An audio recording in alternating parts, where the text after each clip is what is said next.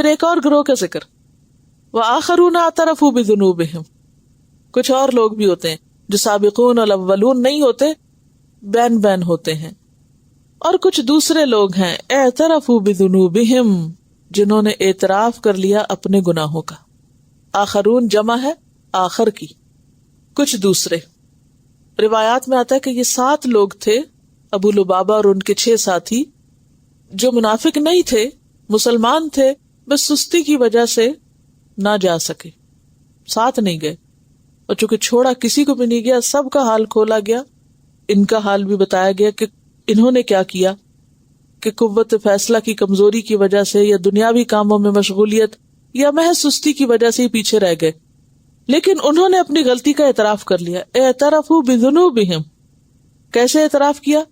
جب نبی صلی اللہ علیہ وسلم مدینہ واپس تشریف لائے اور ان کو پتا چلا تو انہوں نے جا کر اپنے آپ کو مسجد کے ستونوں سے باندھ دیا اور قسم کھا لی کہ نہ کھائیں گے، نہ پیئیں گے، نہ سوئیں گے جب تک ہمیں معاف نہ کیا جائے، کیونکہ ہم سے غلطی ہو گئی. یہ مخلص مومن تھے لیکن ارادے کے کمزور، اس بنا پر غلطی ہو گئی، لیکن غلطی ہوئی تو برداشت نہ کر سکے، اعتراف کیا. اور یہ صرف یہی مثال نہیں، اور بھی کئی مثالیں ملتی ہیں. مثلا ایک عورت سے ایک برا کام ہو گیا تو وہ نبی صلی اللہ علیہ وسلم کے پاس آگے کہنے لگی، یا رسول اللہ صلی اللہ علیہ وسلم مجھ پہ حد جاری کیجیے، مجھ سے گناہ ہو گیا ہے. آپ نے ادھر منہ پھیرا، وہ ادھر آ گئی، آپ نے ادھر منہ پھیرا، وہ ادھر آ گئی، کہ نہیں مجھے سزا دیجیے اس لیے کہ مجھ سے غلطی ہوئی، مجھے سزا چاہیے. یہ بھی تو ایک ایمان کی علامت ہے نا، کہ ایک شخص اپنے آپ کو خود سزا کے لیے پیش کر دے. تو بہرحال وہ ایک طویل قصہ ہے جس میں پتہ چلتا ہے کہ وہ حاملہ تھی، پھر آپ نے کہا کہ جب وضع حمل ہو جائے پھر آنا، پھر وہ آئی، پھر وہ بچے کو دودھ پلانے کی عمر گزری، پھر وہ آئی، پھر اس کے بعد اس کو رجم کیا گیا. تو بات یہ ہے کہ کچھ لوگ ایسے ہوتے ہیں کہ جن سے انسان ہونے کے ناطے گناہ تو ہو جاتا ہے، لیکن پھر وہ اپنے آپ کو نہیں معاف کرتے جب تک کہ اس کا کفارہ نہ کر بیٹھے. اور یہ ہر انسان کا اپنا معاملہ ہے، کوئی کسی سے کچھ نہیں کرا سکتا، ہر شخص خود کو خود پہچانتا ہے. یہاں ایسے لوگوں کا ذکر ہے کہ جنہوں نے خلطوا عملا صالحا، ملے جلے کیے اچھے کام، وآخر سیئا، اور کچھ دوسرے برے کام، جن کے عمل مکسڈ تھے. یہ دوسری کیٹیگری. خلط ملت کیا ہوتا ہے؟ ملا جلا ہونا. کچھ نیک عمل تھے، یعنی پچھلی جنگوں میں شریک ہوتے رہے تھے، اپنے فرائض پہلے پورے کرتے رہے، پھر انسان ہے غلطی ہو گئی. وآخر سیئا، جنگ تبوک میں نہیں گئے. اور سیئا کا لفظ سوء سے نکلا ہے، سین واو حمزہ. سوء کہتے ہیں برے کام کو، وہ چیز جو انسان کو غم میں ڈال دے، چاہے دنیا کی ہو یا آخرت کی. فرمایا عسى اللہ، امید ہے کہ اللہ ان یتوب علیہم، ان پہ مہربان ہوگا. ان اللہ غفور الرحیم، کیونکہ اللہ غفور الرحیم ہے. اب ان لوگوں کے لیے ہوتا ہے اللہ غفور الرحیم، کہ جو غلطی کر کے اعتراف کریں اور اپنے لیے خود ہی سزا تجویز کریں اور دنیا میں جیتے جی اپنی غلطیوں کا کفارہ کر کے جائیں. ایسے لوگوں کو اپنی آخرت کے لیے امید ہو سکتی ہے کہ اللہ ان پر مہربانی کرے گا، کیونکہ ان رحمت اللہ قریب من المحسنین، اللہ کی رحمت محسنین کے قریب ہے. اصل میں 2 طرح کے لوگ ہوتے ہیں نا، ایک وہ جو غلطی ہو جاتی ہے ان سے لیکن وہ ماننے میں دیر نہیں لگاتے، وہ کہتے بھی غلطی ہو گئی ہم سے. ایسے لوگ ہمبل ہوتے ہیں، عاجز ہوتے ہیں، وہ جھک جاتے ہیں، وہ رو پڑتے ہیں اور اللہ ان کو معاف کر دیتا ہے.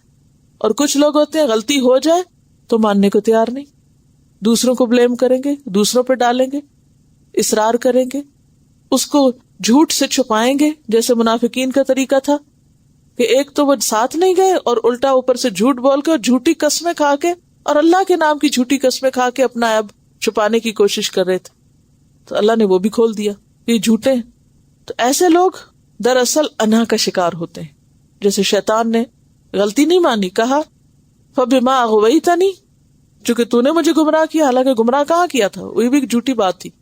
اللہ نے تو سیدھا سیدھا حکم دیا تھا سجدہ کرو، تو اس نے اس کو کچھ سے کچھ بنا دیا. تو میں بھی اب تیرے بندوں کو ضرور بہکاؤں گا. یہ ہے متکبرانہ روش.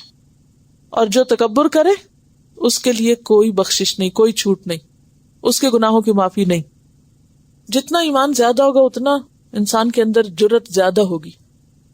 پھر انسان ہے، ہر وقت بھی ایمان کا لیول اوپر نہیں ہوتا، اوپر ہونے کے بعد نیچے آنے کا بھی ہوتا ہے ڈر، اور آتا رہتا ہے، اور اس پہ ماحول کی بعض وجوہات ہو سکتی ہیں، ایک اور اسباب ہو سکتے ہیں، انسان کا نفس ہے، پریشرز ہیں لوگوں کے، کئی مسائل ہیں، شیطان ہے، اور انسان اوپر جاتے جاتے پھر ٹھوکر کھا جاتا ہے، پھر بعض اوقات نیچے ہو جاتا ہے، لیکن پھر وہ کوشش کرتا ہے پھر اوپر جانے کی.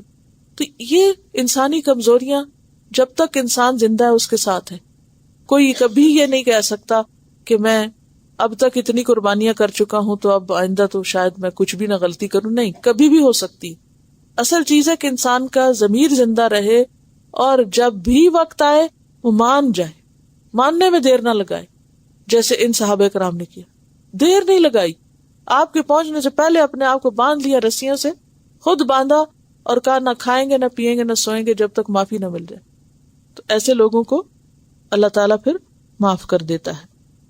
صحیح بخاری میں ایک روایت ہے سمرہ بن جندب سے کہ معراج کی ایک تفصیلی حدیث میں آتا ہے کہ 7ویں آسمان پر جب آپ صلی اللہ علیہ وسلم کی ملاقات حضرت ابراہیم علیہ السلام کے ساتھ ہوئی، ابھی بخاری کی روایت ہے، تو ان کے پاس کچھ لوگ دیکھے جن کے چہرے سفید تھے، کچھ ایسے تھے کہ ان کے چہروں میں کچھ داغ دبے تھے، اور یہ دوسری قسم کے لوگ تھے. روشن چہروں والے کون تھے؟ اسپاٹ لیس، ظاہر ہے کہ سابقون ہوں گے. اور کچھ ایسے تھے کہ جن کے چہروں پر داغ دبے تھے، گناہوں کے داغ دبے ہوتے ہیں نا. یہ دوسری قسم کے لوگ ایک نہر میں داخل ہوئے اور غسل کر کے واپس آئے تو ان کے چہرے بھی صاف ہو گئے. جبریل نے آپ کو بتایا یہ سفید چہرے والے وہ لوگ ہیں جو ایمان لائے اور پھر گناہوں سے پرہیز کرتے رہے، پاک صاف رہے، ہاتھ نہیں ڈالا. الذین آمنوا ولم یلبسوا ایمانہم بظلم، کوئی شرک نہیں کیا، کوئی ایسی بات نہیں کی. دوسرے وہ لوگ ہیں جنہوں نے ملے جلے اچھے برے سب طرح کے کام کیے پھر توبہ کی. اب وہ داغ تو ہے نا، لیکن اللہ تعالیٰ اپنی رحمت سے ان کو دھو ڈالے گا. اللہ نے ان کی توبہ قبول فرما لی اور گناہ معاف ہو گئے. اور ایک اور قسم بھی آتی ہے لوگوں کی کہ گناہوں کی وجہ سے جن کی معافی نہیں ہوگی وہ جہنم میں جائیں گے، لیکن جلنے کے داغ ان کے اوپر رہ جائیں گے، حتیٰ کہ جب وہ جنت میں داخل ہوں گے جب بھی وہ داغ نظر آئیں گے، اور ان کو اہل جنت جہنمیون کہیں گے، اور پھر بالآخر ان کے بھی داغ چلے جائیں گے، یعنی آخر میں پھر وہ بالکل سب ٹھیک ہو جائیں گے. ہم یہ سوچتے ہیں غلط کام ساری دنیا کرتی ہے، اگر ہم نے کر لیا تو کون سی بڑی بات ہے. نہیں، کبھی بھی جرت کے ساتھ غلطی نہیں کرنی چاہیے.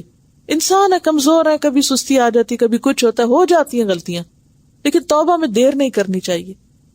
لیکن جب انسان غلطی کرتا ہے تو ظاہر ہے کہ وہ ایک ٹھپا تو لگتا ہی ہے نا. تو عسى اللہ ان یتوب علیہم، فرشتہ کوئی نہیں ہم میں سے کہ جو کہے کہ میں نے تو کبھی غلطی کی نہیں اور ہو نہیں سکتی. ہم سب سے غلطیاں ہوتی ہیں، لیکن ضرورت اس بات کی ہے کہ دیر نہ لگے واپس پلٹنے میں. کہیں ایسا نہ ہو کہ زندگی ختم ہو جائے، کیونکہ کسی نے کوئی گارنٹی نہیں لی ہوئی کچھ سال جینے کی، لمحے کی خبر نہیں کس دن چلے جانا. تو اس میں تاخیر نہیں کرنی چاہیے.